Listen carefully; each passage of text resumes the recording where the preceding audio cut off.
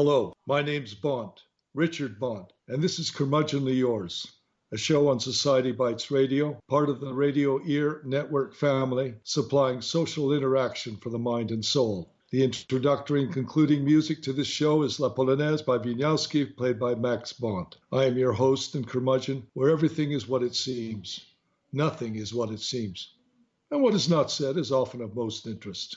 My guest today is myself, reading 2 chapters from my book, Curmudgeonly Yours, Chapter 4, The Tennis Match, and Chapter 8, The Tattooed Server. Let me speak about Curmudgeonly Yours, first of all. This is an eclectic show on comparative modern Western life. The title comes from my humorous book of the same name, Curmudgeonly Yours. In my sometimes multilingual show, I interview guests from all over to get their take on ideas and problems facing the Western world. I'm a Bradenton, Florida resident and a native-born New Yorker. I have lived much of my life in Canada, California, and Western Europe. I have worn many hats, including playwright, bicoastal actor, teacher, writer, linguist, and phonetician. I have advanced degrees from Berkeley, UCLA, and the Sorbonne.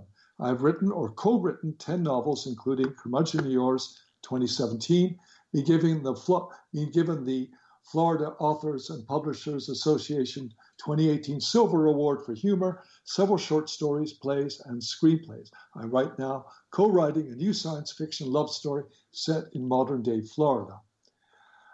My book, Curmudgeonly Yours, this is not different from the show. My book, Curmudgeonly Yours, is about a curmudgeon and his adventures in France, Italy, an imagined Middle East, nowhere land, as well as the USA. A curmudgeon is somebody who is irritable or stubborn, a bad-tempered or surly person, and one with stubborn ideas and opinions. He is often stereotyped as a crotchety, negative old man, but there are many curmudgeonly women running about as well.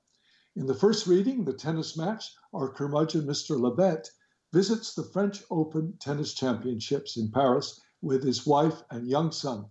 In the second reading, The Tattooed Server, Mr. Lebet takes his aggression out on an assertive waiter in a steakhouse in Florida. All right, here we go. So this one is from Curmudgeonly Yours, Chapter 4, The Tennis Match. I had tickets for the day at Roland Garros, the venue in Paris where the French Open tennis tournament was played in late May. It was the perfect spring day. Temperatures were in the high 70s and sunny. Very little wind and no clouds. In other words, there was nothing for a tennis player to complain about. Nevertheless, as we made our way along the outside courts to the Cour Centrale, we heard a lot of groaning and sliding, balls being struck, and the applause of spectators. It was worth noting that the players looked severe and didn't smile after a winning shot. They only appeared more intense. I scanned the crowd on this side court.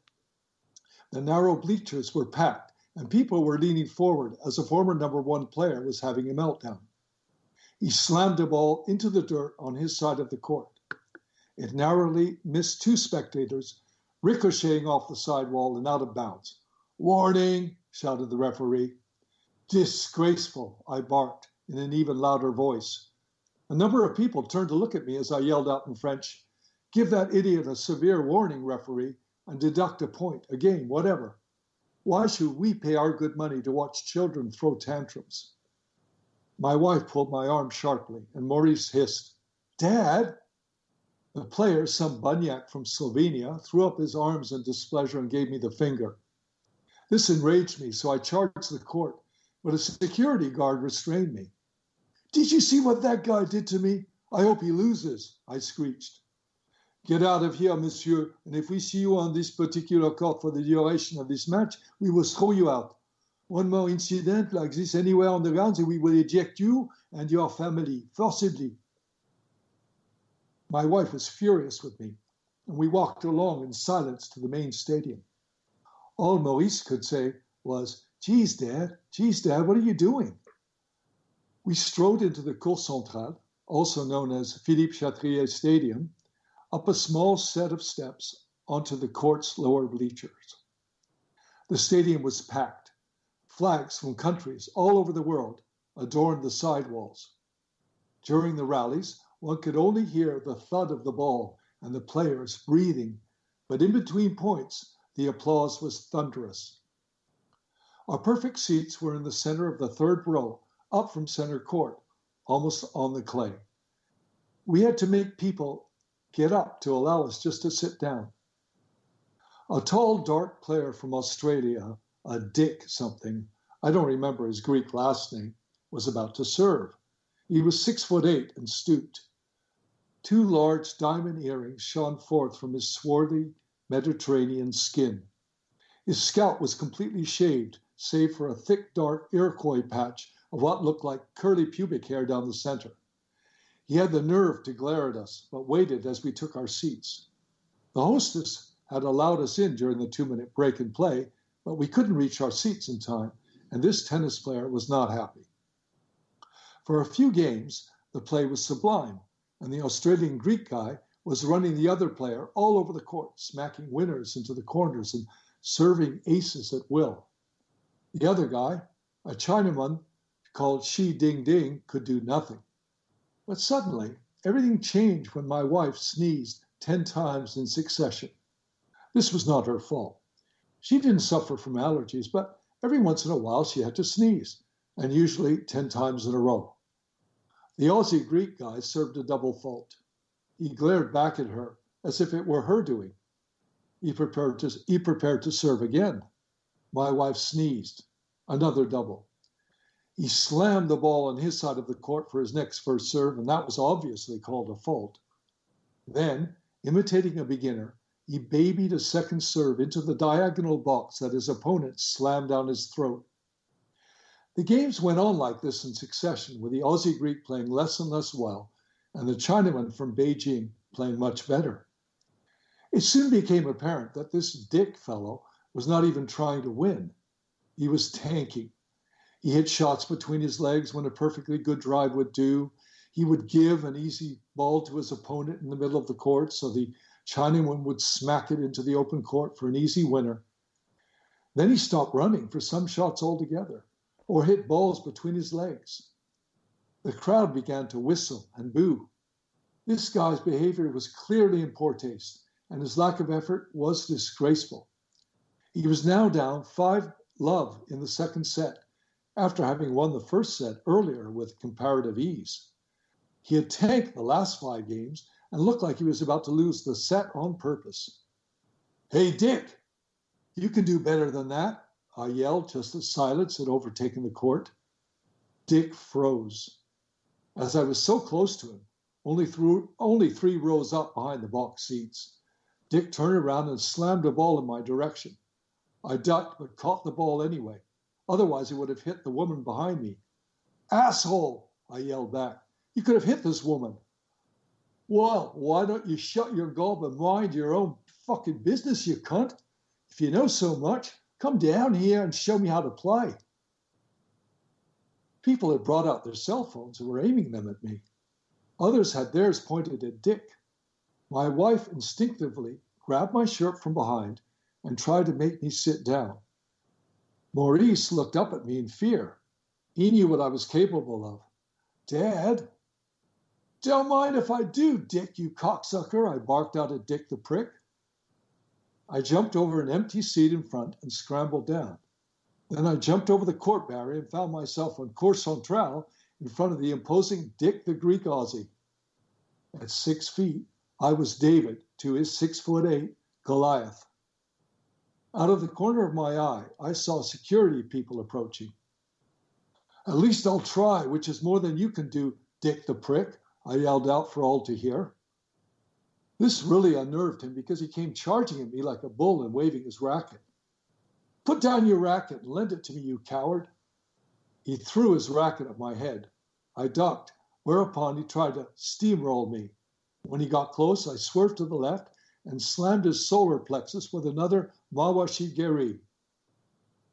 The giant came crashing down, and I jumped on top of him, rubbing his mouth into the red clay.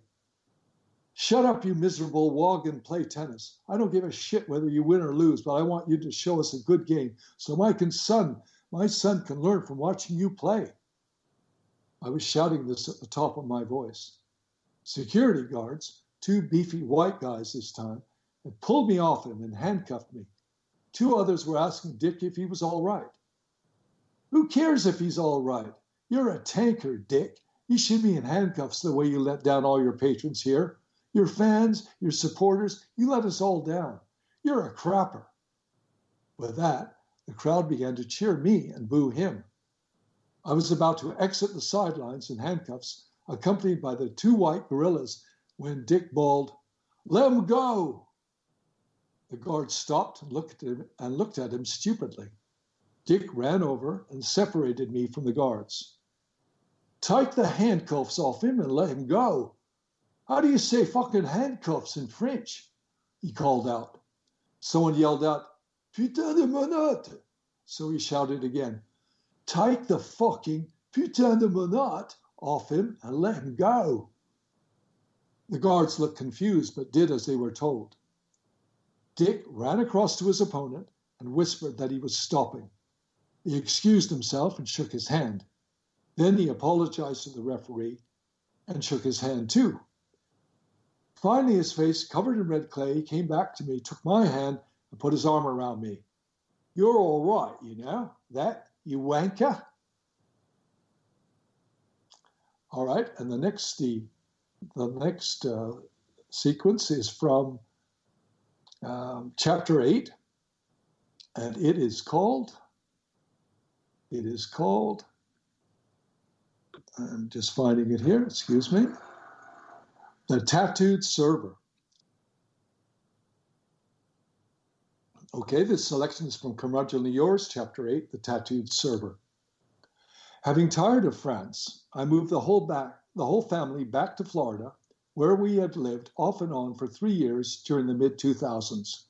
Or was it the mid-zeros?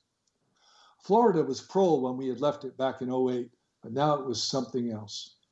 Unshaved, tattooed men from 20 to 80 shuffled along in sandals over the steamy strip malls. The women looked floppy and unkempt.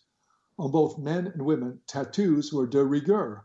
Bums hung out of too tight shorts, belts held up huge paunches as well as men's pants. Dirty and sweaty bra straps had now become a fashion item, and everyone looked like they had just gotten off the beach or out of bed. One thing I hate are over-friendly servers in restaurants here in Florida. I especially don't like waiters who call themselves servers. I also don't like being taken care of. "Hi, my name's Joe, and I'm going to be your server tonight." Or, "My name's Joe, and I'm going to take care of you." We were at dinner in some lousy steakhouse. I was in the middle of explaining something very important to my neighbor when Joe, a stocky man with a big beard and low brow ridge, assaulted our table.